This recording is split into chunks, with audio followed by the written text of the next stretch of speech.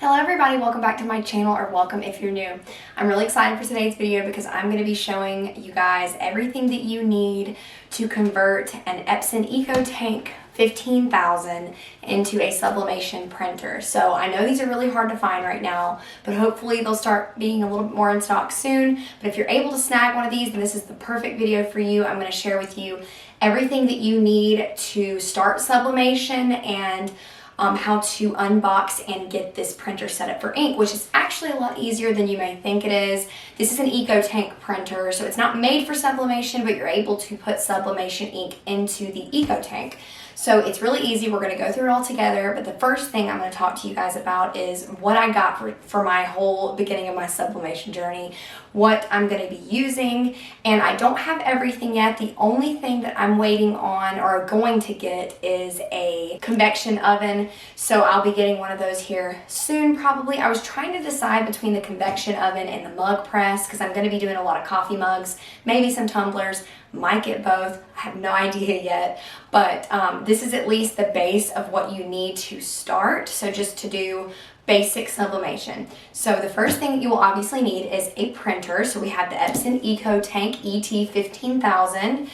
This runs for about $5.99, and you can get EcoTanks cheaper. They have a lot that you can use, but this is the biggest one that a lot of people are using. It's a 13 by 19 print area, so you can make really big prints. But yeah, I decided to go with this one because I don't know what the future may hold. I might want to make bigger prints, so I went with this. The next thing you're going to need is some butcher paper. Now, you're going to make sure that you don't use the kind with the wax coating on it, just regular butcher paper. I got this from Sam's Club. Unfortunately, my Sam's Club locally did not have the butcher paper, so I had to order it online, but it was worth it because it's so cheap for such a big roll. But you're definitely going to want this for sublimation. I got some paper. So this is the A-Sub A20. That's what I decided to go with, and I got a lot of recommendations for getting the 11 by 17 and cutting it in half, and it gives you a bunch of 8.5 by 11 sheets. So I got that. And then I also got the 13 by 19, so for larger cuts, or larger prints, sorry. I picked up some practice polyester. So this is 100% polyester. If you don't know, with sublimation, you're going to want to sublimate on only polyester or high polyester count things, because cotton, it will not work well at all. So I got me some practice polyester at Hobby Lobby to practice on. Right here is a heat, well, it's just a tape dispenser, but a lot of people are using this for the heat tape, and they said it's a lot easier to just have this tape dispenser. So I got some heat tape and a tape dispenser, and I'll link this down below on Amazon. This is going to be for my convection oven, but we have a temperature or an oven thermometer, and this will be to make sure that my oven stays at the right temperature. So I got that, and along with that, some heat gloves. These are not necessary if you're not going to be doing the heat or the mugs and the tumblers, but I will be doing that eventually, so I wanted to go ahead and get that. And then last but not least, I decided to go with Cosmos ink, highly rated and recommended by so many people in the sublimation community. So I'm going to go ahead and try this out. So you can get it on their website. They're very reasonable, and the one main reason I decided to go with the EcoTank printer was just because I was going to do Sawgrass, and I decided that the ink prices were just way too high compared to this. It was like $40 for, a complete refill of the tank, and Sawgrass is hundreds and hundreds of dollars to refill. So to start off, I think this is a great starter printer. So what we're going to do now is we're going to unbox this and go ahead and get it set up, and we're going to walk through it all together.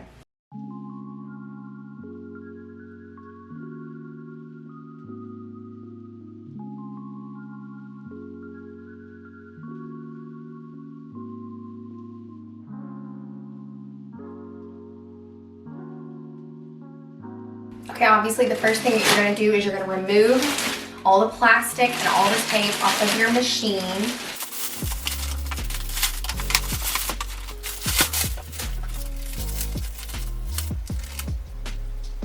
Okay, so it says in the instructions, just remove all the tape. And it shows pictures just all around. So just follow the little guide on your instruction manual and just remove all the tape, because if you don't, then your printer probably will not work right. So.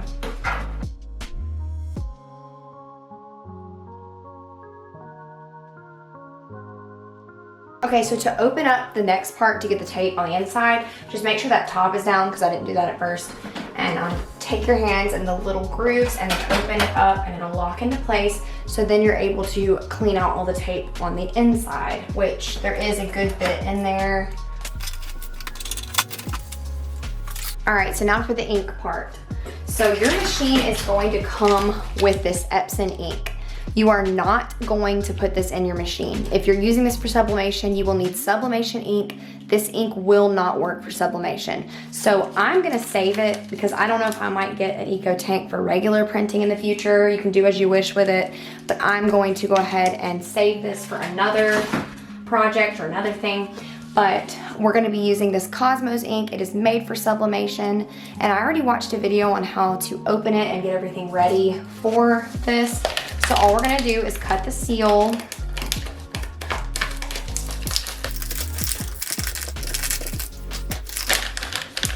And as you can see, the black is much larger than the other colors because the black is larger inside of the printer.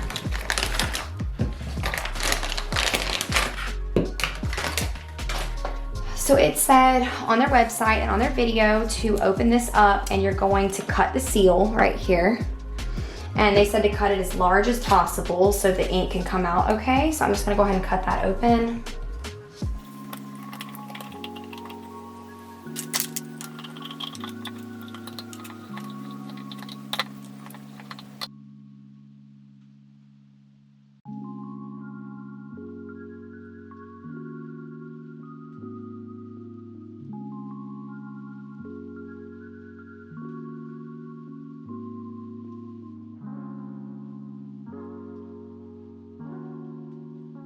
Okay, so the ink bottle seals are all open. Make sure you do this in, I guess, a space that you're okay with getting a little bit messy. Luckily, I was prepared because I knew it was gonna be messy, so I just had a little alcohol ready to clean off if it got on anything. But the next thing that you're gonna want to do is open up this part right here on your machine. So we've opened up this part of our machine, and the first color we're gonna do is black. So just carefully open the black and make sure, the most important thing, make sure you're putting the right color in with the right color code on here, because you don't want to get, that would be very bad. So I make sure my lid is on really well. And as you can see, this will fit perfectly inside of there. So you're just gonna slowly put it upside down until it locks down. And you will hear it guzzling, and that just lets you know that it's working. So just let it do its thing, don't squeeze it, just let it fill up.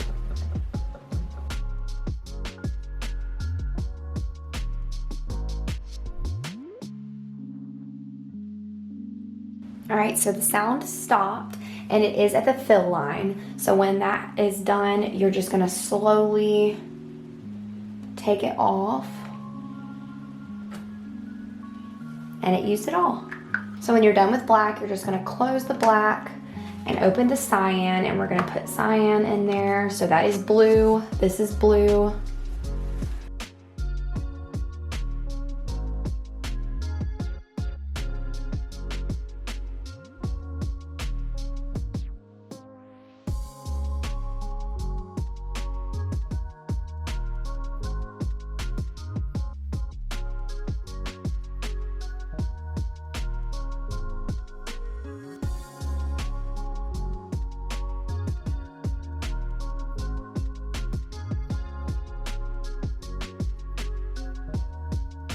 Okay, we've just plugged the machine up, and now we're going to go ahead and press the power button.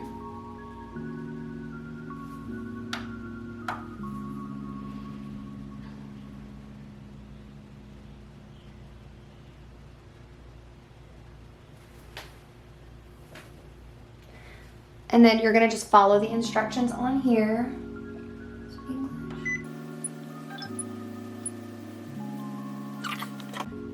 Okay, you're just answering simple questions like the date, time, format. So it is 1:31, let's see.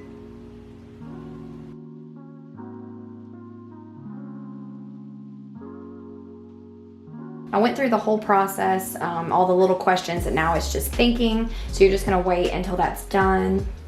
Okay, so now it's gonna ask you, it's gonna say, see the start here bundled with the printer or on website to complete the initialization. And it says on the instructions, you just hold down the, let's see. You hold down the question mark for 5 seconds.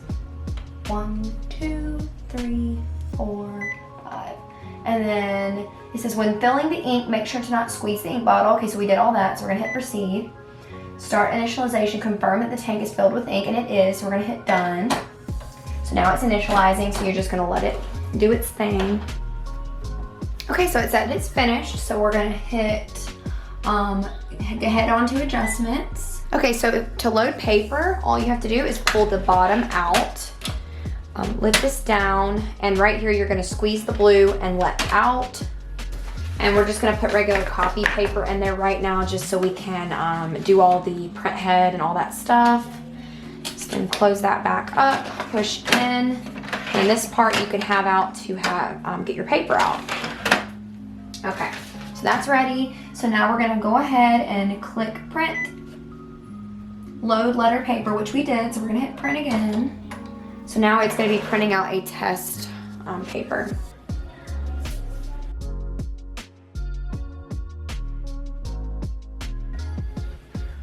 Okay, so it came out and it looks okay. It does have a couple of little spots missing, but overall it doesn't look too bad. So it does give you a little question on there and it says, how does it look? Does it have spots missing or is it good? I'm just gonna go ahead and click the X just to see if it needs a little bit more cleaning. So I'm gonna hit that. And then I'm gonna hit run.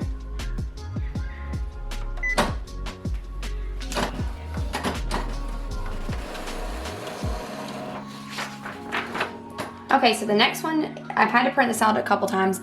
It's only missing one in the black now. So I guess we're gonna run it through one more time and it should be good, hopefully.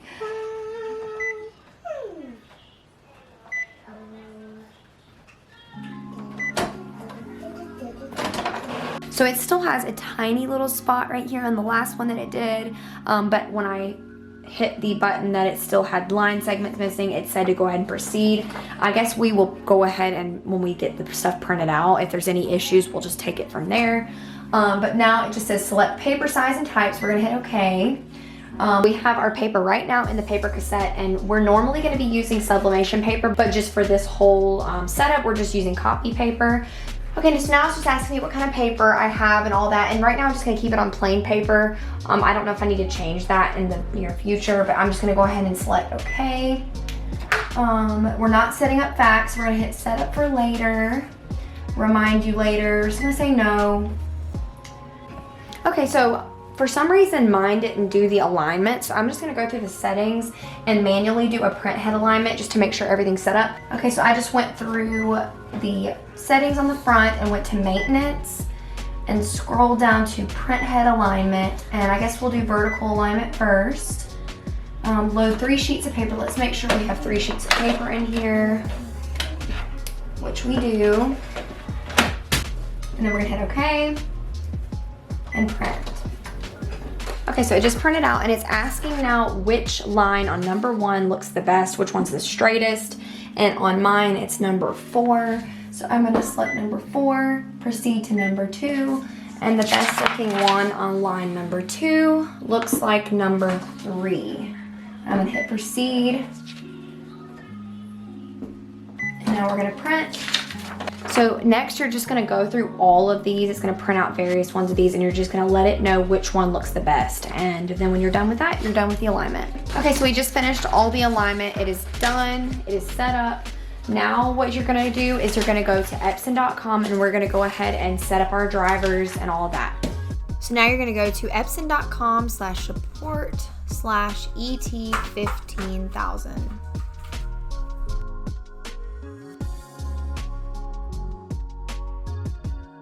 So here you are just going to, you're just gonna go ahead and install your drivers right here, and you're gonna go to download.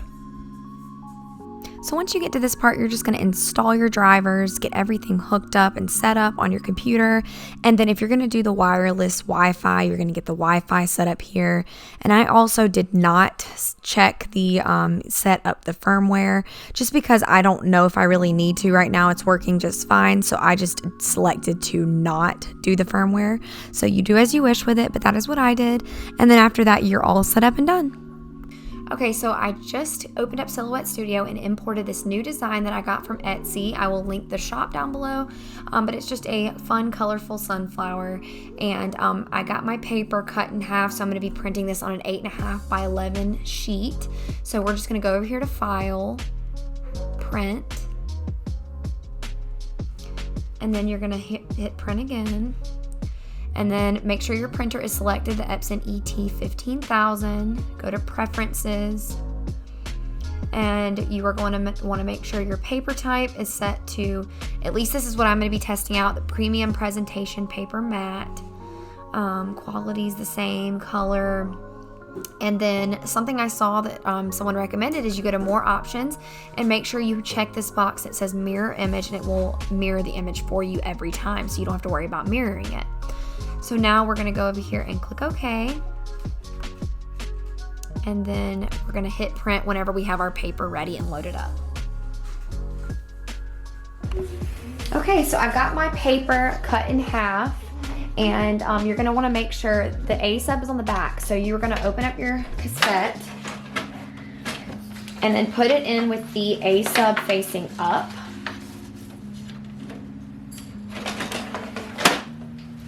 And then I have my paper type on here changed to Premium Matte, which I don't know if this is necessary or not yet. This is my very first cut. So we'll play around with it and see what works and what doesn't work. But right now that's set right. So now I'm gonna go over here and hit Print.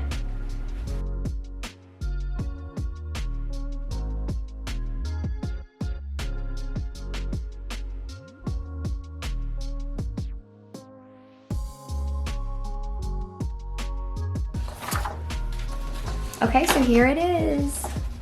Wow, it looks really good. So if you don't already know, sublimation paper, when it prints out, it's gonna be more dull on the paper than it will be on our actual material. So it's gonna supposedly be way more vibrant on the actual item. So let's go ahead and turn on the heat press and see how this turns out. Okay, so I have my heat press set at 400 degrees. And the first thing I'm gonna do is pre-press my test fabric really quick, just to kind of get the moisture out. That's always the best thing to do to start off. And if you're doing an actual object, you need to lint roll it. But just for the sake of this video, I'm just gonna do it just as is. But I'm gonna go ahead and heat press this really quick and just to get the moisture out, maybe for like 10 seconds or so.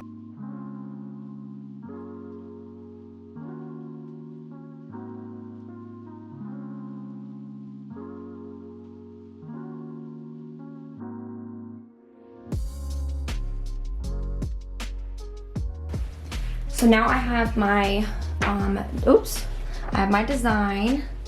And what you're gonna do is you're gonna put butcher paper. I cut 2 little squares. I'm gonna put one on the bottom because this sublimation ink can bleed and you don't want it to go onto your heat press. So I'm gonna put that on the bottom.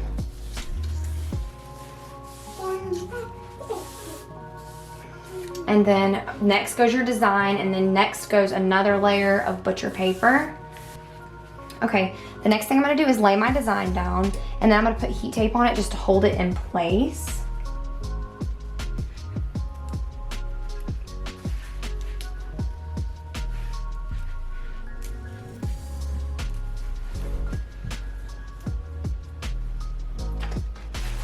Okay, and then next goes another layer of butcher paper. And then I'm gonna do my Teflon sheet. I don't wanna move it. Let's see. Okay, and then like I said, 400 degrees for about 45 seconds, and we're gonna see how that works. And I know every heat press is different. You might have one that requires more heat for less time, or less time for more heat. So it just depends.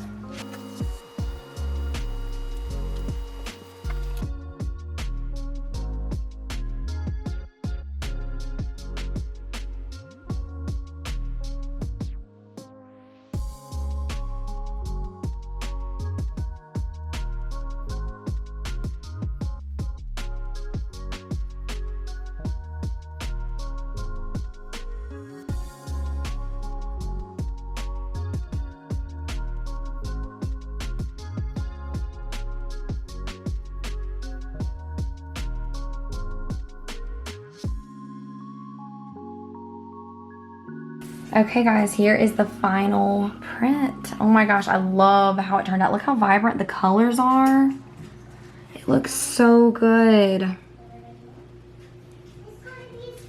And like I said, I'm really new in sublimation, so I don't really know much about it, but for the first, you know, time, I think it turned out really well. So that is how it turned out.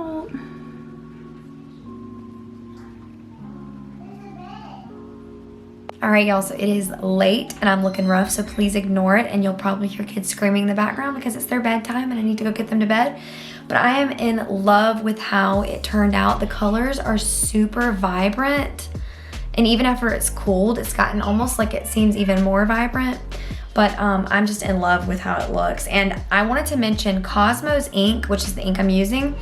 They have a color profile, and I didn't use it for this video just because I wanted to test out just the regular settings just to kind of see if it makes a difference. So when I test the ink profile out, we'll just see if there is a difference and if it's worth it. So y'all stay tuned for more sublimation videos coming soon. Have lots of ideas and lots of things coming. But this was just what I wanted to just start y'all off with just a few items that you'll need. And I will link all the items that you kind of need to start sublimation down in the description box. Just everything that I've researched and what I've found to be good quality products and things like that. So yeah, so if you guys have any questions, let me know down in the comments. Don't forget to join my Facebook group, Simply Sally DIY. It's always linked below. Have an amazing, amazing group of people in there. Everyone is amazing and so sweet and so kind and so helpful in there. So if you want to join that community, go ahead and check it out. And I guess I'll see you guys in the next video, which will be very soon. Bye.